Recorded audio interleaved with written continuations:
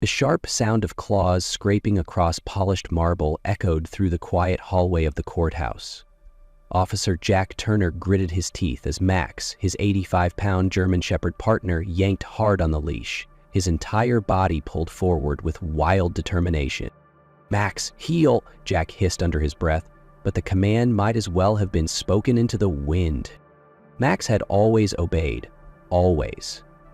For 4 years, they had worked together as part of the courthouse's canine security unit. Max was disciplined, focused, and fiercely loyal. But this was something else entirely.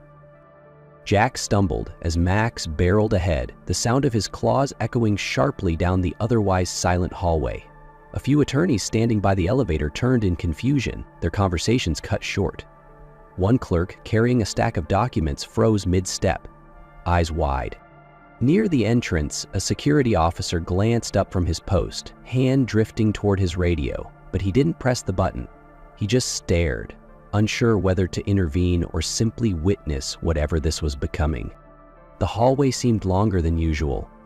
Every step Max took sent Jack's boots sliding slightly against the slick floor. The German Shepherd's ears were forward, his eyes locked on something Jack couldn't see. His body was tense, muscles rippling with purpose. It was as if some invisible force was pulling Max toward a destination only he could sense. This wasn't about a threat. It wasn't about an intruder. Max wasn't barking or posturing. He was focused, urgently, silently, desperately. As they neared the double courtroom doors, Jack could feel it in his gut. Something was happening, something important. And Max wasn't going to stop until they got there. Jack Turner had seen Max in action more times than he could count. They had swept courtrooms before major trials, searched vehicles for threats, and trained alongside SWAT units in high-pressure simulations. Max never broke protocol. He never strayed. That was what made him one of the most trusted canine officers in the entire county. Which is why today made absolutely no sense. Jack replayed the morning in his head. Max had been restless the moment they pulled into the courthouse lot. He'd begun whining in the back seat, low, uneasy sounds Jack hadn't heard since Max's earliest training days. At first, Jack had chalked it up to overstimulation, maybe the scent of food or crowds near the plaza. But when he tried to drive past the building, Max had leapt toward the window, pawing furiously, nearly knocking himself out of the harness. That wasn't just alert behavior, that was urgency, panic even. So Jack did what every good handler learns to do eventually. He trusted the dog. He circled back and parked. The moment Jack opened the rear door, Max didn't wait. He bolted out, sniffing rapidly, his body tense like a drawn bow. Jack had barely clipped on the leash before Max lunged toward the courthouse entrance, weaving through the security line and ignoring every noise, scent, or distraction. Inside, things escalated fast. Max's breathing quickened, his movements sharpened. He wasn't tracking anything familiar like gunpowder or narcotics. This was different. It was as if he were following something only his heart could recognize. Something urgent, something human. Jack called out again, "Max, stop!" But Max didn't pause.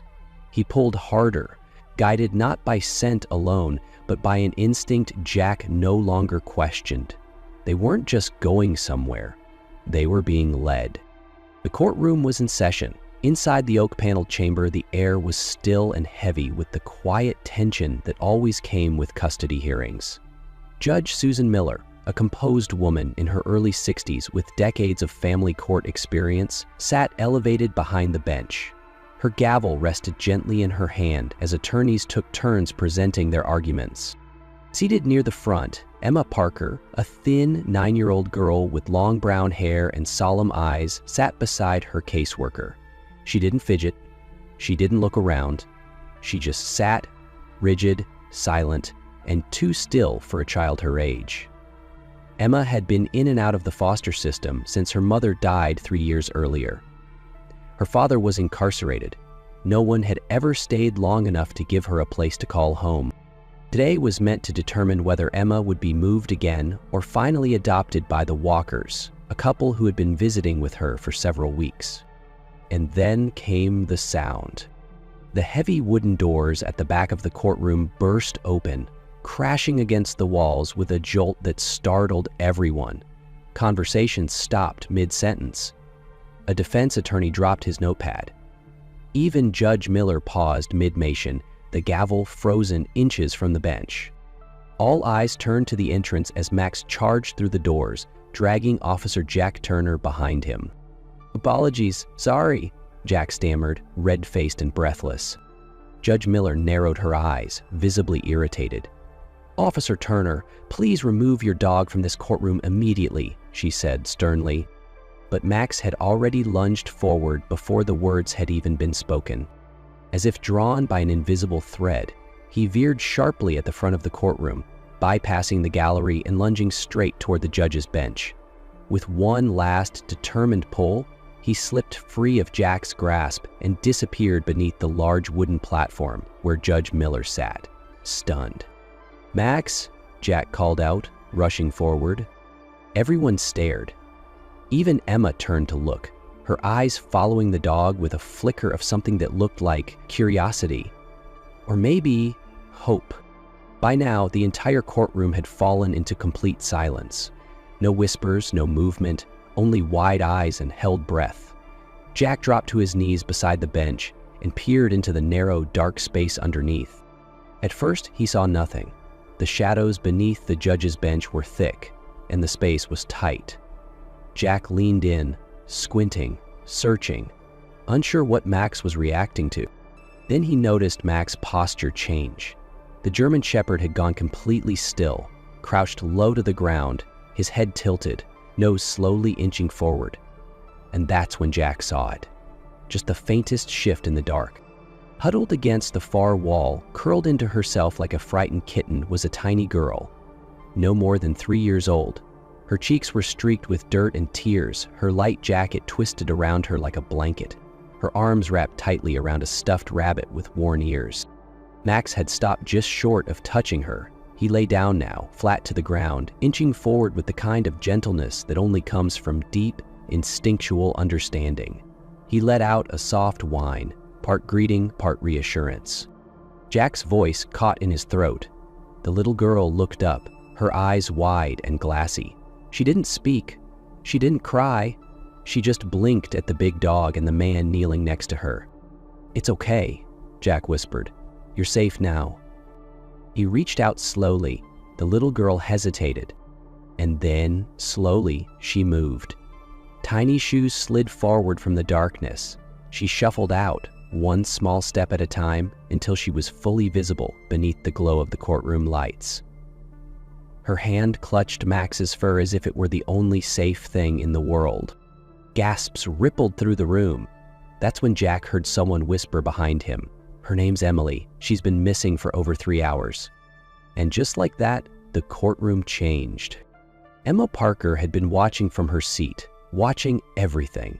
She had seen Max's urgency, Jack's confusion, and now the tiny girl with tear-streaked cheeks stepping out from the shadows. But it wasn't just what was happening in front of her.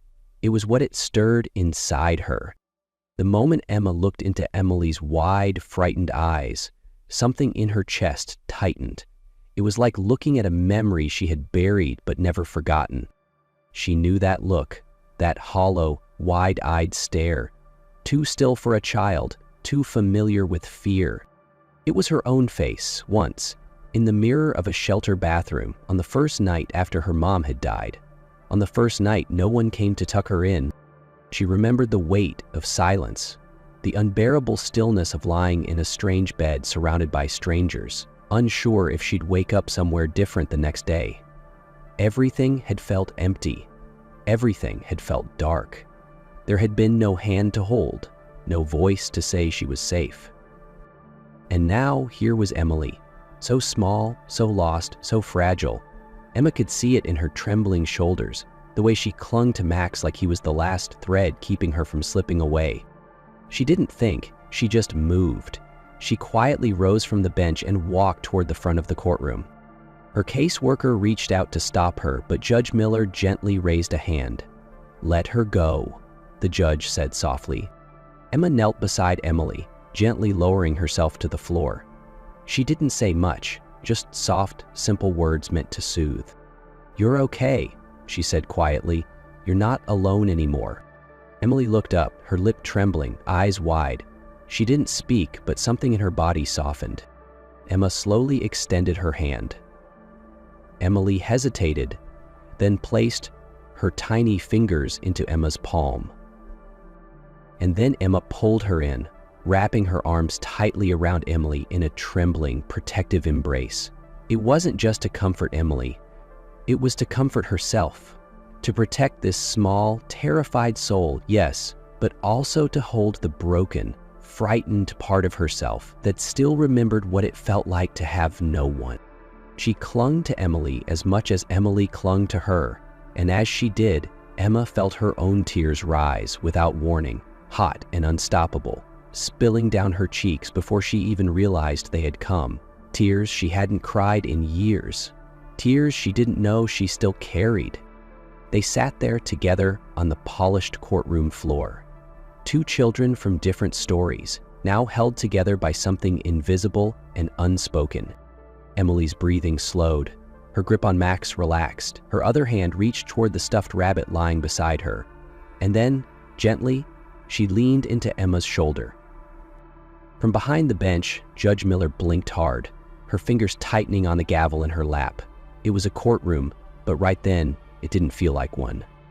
It felt like healing. For years, Judge Susan Miller had believed that experience would shield her from emotion, that wisdom came from detachment. But as she sat behind the bench, gavel now resting idle in her hand, she realized just how wrong she had been. She couldn't take her eyes off the scene before her. Emma, barely 9, sitting cross-legged on the cold courtroom floor, arms wrapped protectively around a 3-year-old girl she had never met before today. No hesitation, no questions, just instinct, just heart.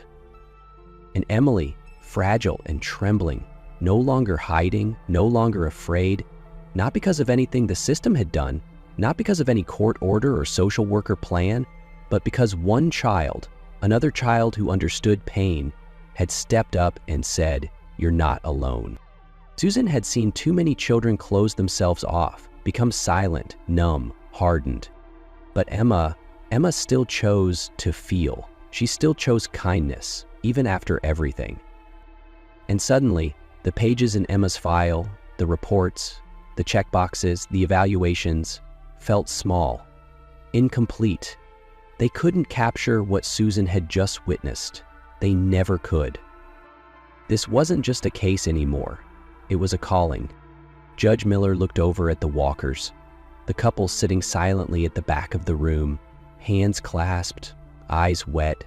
She could see the shift in them too. The moment they no longer saw Emma as a girl waiting for a home, but as someone already becoming part of theirs. Susan took a long breath. The courtroom was still silent, but something unspoken had passed through everyone there. She didn't need more time. She didn't need more testimony. She had seen enough. Sometimes, she thought, the law needed to listen to the heart. The courtroom slowly returned to order, but something fundamental had shifted. Emily had been safely taken into the care of her grandmother, who had arrived moments after the discovery, tearful and overwhelmed with gratitude. Officers and court staff gently guided them into a quiet room, leaving behind a stillness that felt almost sacred. When Judge Miller reconvened the session, her tone was noticeably softer. The courtroom hadn't just witnessed a disruption, it had witnessed something redemptive. All eyes turned toward Emma, who now sat beside her caseworker again. Her small shoulders were squared, her hands folded in her lap, but her eyes were different. There was a quiet strength there now, one that hadn't been earned in a classroom or therapy session, but in a moment of raw humanity. Across the aisle, the Walkers watched her closely. They had come to court that morning with uncertainty. Emma's file, like so many others, had painted a cautious picture, emotionally guarded, introverted, maybe even withdrawn. There were notes from social workers warning of difficulty connecting and trust issues. And yes, there had been losses, deep, scarring ones. But nothing in that file could have prepared them for the girl they saw today. They hadn't just seen a child. They had seen resilience. They had seen compassion. They had seen a girl who, when no one told her to, offered protection to a stranger. A girl who instinctively knew how to comfort because she had once needed comforting too. And in that moment, there was no more doubt, no more waiting. Mr. Walker leaned toward his wife and whispered, "She's the one. She's ours." And just like that, Emma Parker's life began to shift, from a case number in a folder to someone finally, undeniably wanted. 3 weeks later, the air inside the same courtroom felt different. There was no tension, no waiting for rulings, no silence heavy with uncertainty. Instead, there was warmth, laughter, the quiet hum of joy trying its best to stay composed in a room once known only for heartbreak. It was Emma Parker's adoption day. She wore a pale blue dress and a thin silver bracelet that had once belonged to her mother, something her caseworker had kept safe all this time. Her brown hair was brushed neatly, but her eyes were bright in a way no one had seen before. At the request of Judge Susan Miller, both Officer Jack Turner and Max had returned for the ceremony. When Emma walked to the front of the room to sign her new name, Emma Walker, Max was already sitting beside the table. He looked up at her, tail thumping quietly against the polished floor, as if he understood exactly what was happening.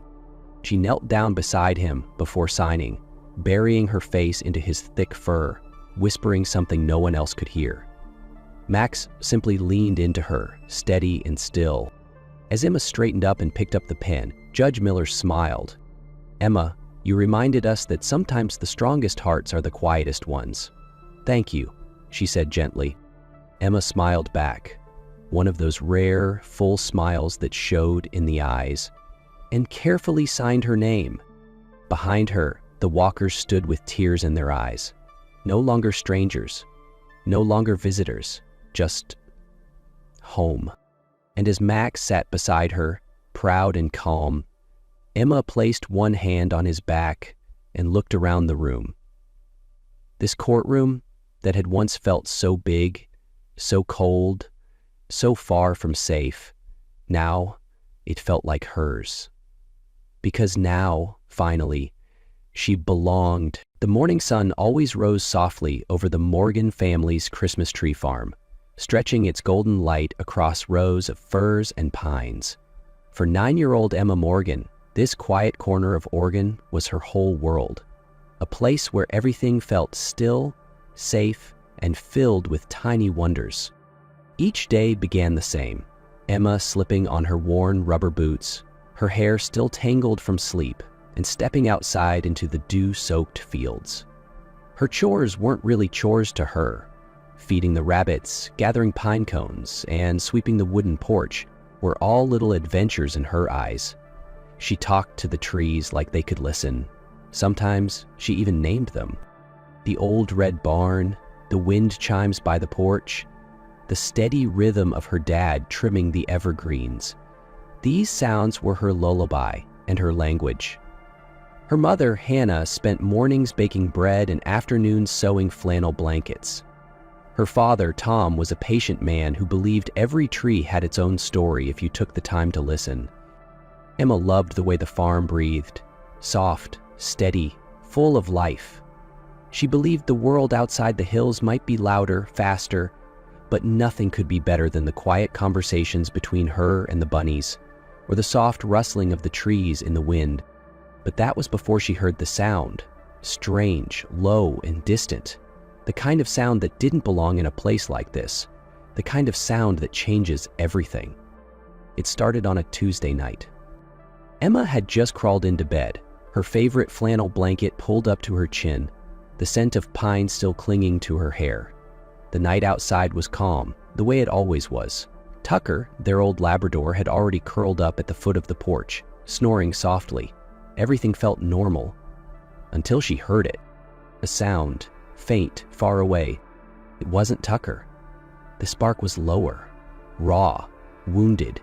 It came from beyond the tree line, where the Christmas trees gave way to dense, older woods. She sat up, straining her ears, heart fluttering, and then it stopped. She waited, holding her breath, but nothing else came. The wind rustled the branches, and somewhere an owl called out, but the barking didn't return. The next morning, at breakfast, she brought it up casually. "I think I heard a dog last night," she said. Her mom raised an eyebrow. "Tucker?" Emma shook her head. "It didn't sound like him." Her dad smiled. "Maybe you were dreaming, kiddo." Emma looked down at her cereal. She wasn't dreaming, she was sure of it. And when the same sound came again 2 nights later, closer this time, she knew she hadn't imagined it. It came at the edge of sleep, when the world blurs, a long, drawn-out whimper that made her chest tighten.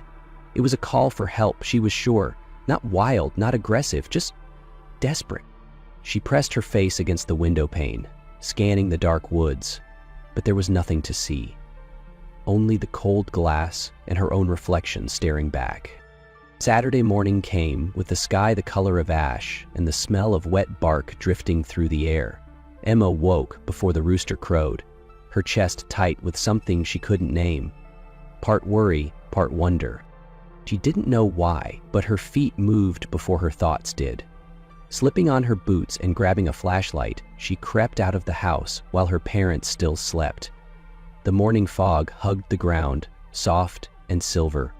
Her steps took her not toward the trees, but to the old tool shed by the greenhouse, a place they rarely used anymore.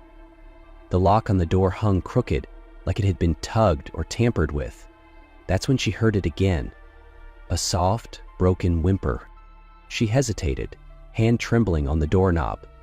Then slowly, she opened it. Inside, nestled in a corner of hay and torn fabric, was a sight that made her breath catch. A German shepherd mother, her coat dusty and patchy, lay curled protectively around 4 newborn puppies. Her eyes locked onto Emma's, tired but sharp. She didn't growl. She didn't move. She just watched. The puppies were impossibly small, still blind, still trembling with life. Emma's heart ached. The mother had a scrape on her side, dry blood crusted around it. She looked exhausted but alert, like she was guarding something precious with the last of her strength. Emma stumbled backward, heart racing, then turned and sprinted back to the house. "Mom, Dad, you have to come right now. Please." Tom and Hannah followed Emma through the morning fog, still half asleep, their jackets hastily thrown over pajamas. She led them straight to the shed without saying a word, only glancing back to make sure they were behind her. When Tom opened the door, both parents froze. Hannah gasped softly, "Oh my." The mother dog didn't move, didn't bark. Her body was curled tighter now, shielding her puppies, but her eyes never left them. "She's hurt," Emma whispered, "and she's been hiding them here. Can we keep them, please, just until they're safe?" Her parents looked at each other, uncertain. Tom knelt carefully, scanning the inside of the shed. "No collar, no tags," he murmured. "No one left food or blankets. Someone just left her here." Hannah sighed. "Or she found her way here on her own." Emma's voice broke a little. "Please don't send them away." Her mother looked down at her, then at the trembling pups.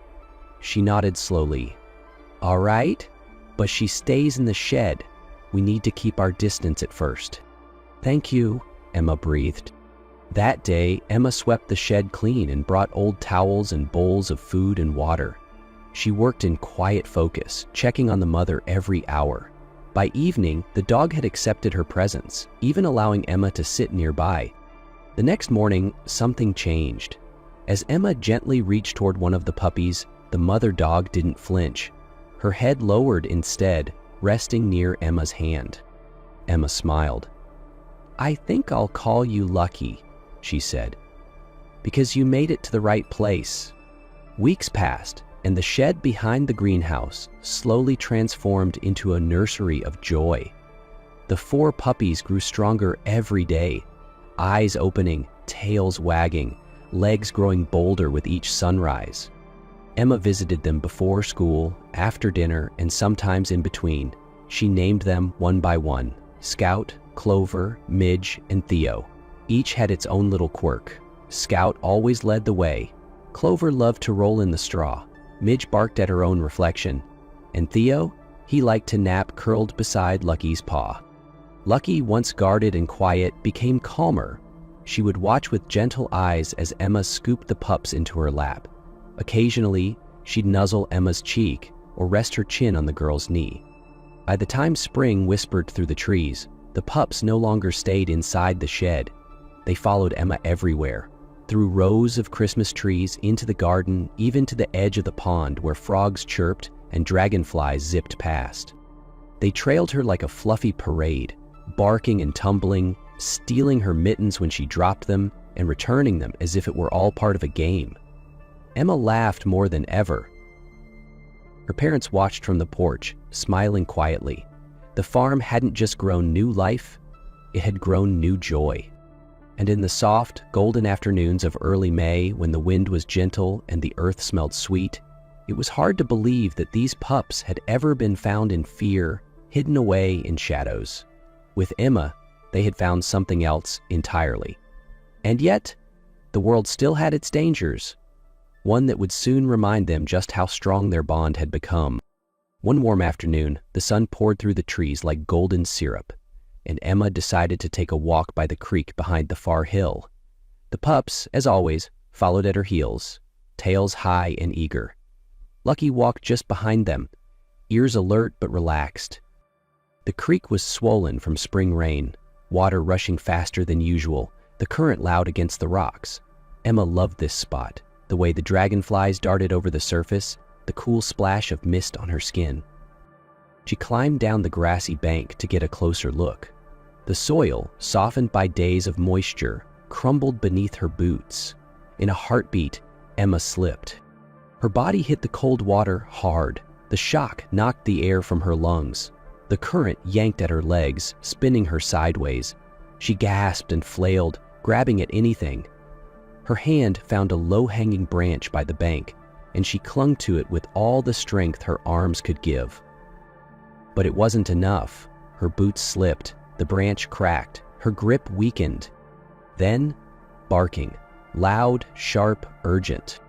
Lucky appeared first, bounding through the grass with her ears flat and eyes wild. Behind her, the 4 pups followed, now nearly full-grown. Together they worked.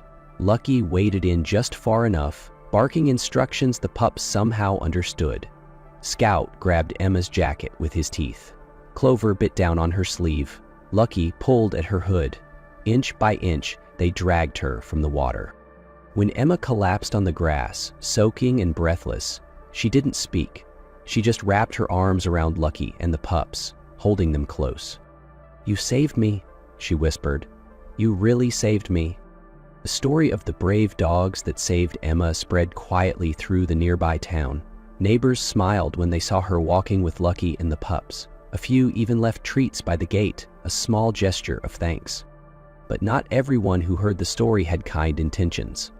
Miles away, in a rundown training facility near the edge of the forest, a man named Cal Denton took note.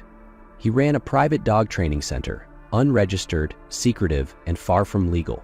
He saw potential in Emma's pups. Strong, obedient, intelligent. "They'd be perfect," he muttered to himself. "Perfect for what I need." That night the moon hung low, heavy like a watchful eye in the sky. The Morgan farm lay quiet, wrapped in the hush of midnight. The only sounds were the rustle of pine needles and the slow creak of the weather vane turning gently in the wind. From the shadows between the trees, Cal Denton moved slowly, dressed in dark clothes, boots muffled by the soft forest floor. In his gloved hands, he carried a duffel bag. Inside, stropes, muzzles, and small foil-wrapped packages. As he neared the shed, a low growl broke the silence. Then another. Suddenly, the darkness erupted into barking. Lucky burst out first, teeth bared, barking sharply. The 4 pups charged out behind her, no longer tiny babies, but strong, fast, alert. They formed a wall in front of the shed, snarling, barking, tails high with tension. Cal froze. He hadn't expected this. From the farmhouse, a light flicked on. A door opened. "Do you hear that?" Tom's voice. Flashlight beams cut through the dark, scanning toward the trees. Cal ducked low, heart racing. He stayed still as the beam passed just feet from his face. Out by the shed, the dogs quieted, but didn't retreat. Tom stepped onto the porch, flashlight in hand. He squinted. Nothing but trees. The barking had stopped. He waited a few seconds longer, then turned to Hannah. Probably raccoons. They're on edge lately. They went back inside, lights clicked off. Cal waited. 10 minutes, 20. Then he came back. This time, he didn't go near the dogs. Instead, he pulled out 4 foil pouches and opened them. Inside, meaty, fragrant snacks laced with fast-acting sedatives. He tossed one near the edge of the shed. Then another. The pups sniffed first. Scout was always the boldest. He took a bite. Clover followed. Midge sniffed, hesitated, then licked. Theo was last. Within seconds, they staggered. Scout stumbled. Clover let out a soft whimper. One by one, they collapsed. Lucky lunged toward them, barking wildly, but it was too late. She nudged Scout's still body, whining, frantic. She turned just as Cal rushed in, dragging each limp pup into a bag. Lucky snapped at him, but he shoved her back with a heavy boot, just enough to knock her down without serious injury. Then he vanished into the woods, shadows swallowing him whole. And just like that, they were gone. Days passed, but the ache didn't ease. Emma barely spoke. Her eyes stayed fixed on the empty shed or the dirt path leading into the woods. She didn't touch her favorite blueberry pancakes, didn't smile when Tom made silly faces, and didn't hum to the trees anymore. Lucky too had changed. She didn't bark. She didn't chase squirrels. She just sat, watching the horizon, nose twitching, ears constantly alert. At first, everyone thought she'd given up, that the grief had dulled her. But Emma noticed something. Each night, after the house went dark, Lucky disappeared. Silent as mist, she'd slip into the woods, and every morning, just before dawn, she returned. Tired, dirty, paws muddy and raw, but eyes sharp with quiet determination. "She's looking for them," Emma whispered one morning, kneeling beside her. "Aren't you, girl?" Lucky rested her head in Emma's lap. She didn't need to answer. And then on the 5th morning, something changed. Lucky didn't wait by the shed. Instead, she pawed at the back door, tail wagging in quick, anxious circles. When Emma stepped outside, Lucky took off, glancing over her shoulder. "Mom, Dad, she wants me to follow her." Tom and Hannah exchanged a look, then grabbed their coats. Lucky led them through the woods, weaving between trees, crossing a shallow creek, and finally stopping at the edge of a chain-link fence tangled with vines. Beyond it stood a rundown building with a faded sign, Denton Canine Training Center. Emma gasped. Behind the fence, in a small side kennel, a familiar head popped up. Ears perked. "Scout," she breathed. "It's Scout." Emma pressed her hands against the cold fence, her breath fogging in the morning air. On the other side, Scout barked once, soft but clear. It was him. And behind him, 3 more sleepy heads stirred in the shadows.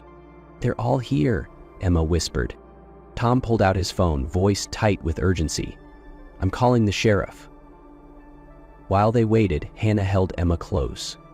Lucky paced the fence line, growling low, her body tense as a drawn bow. Within 20 minutes, 2 patrol cars pulled up the gravel road.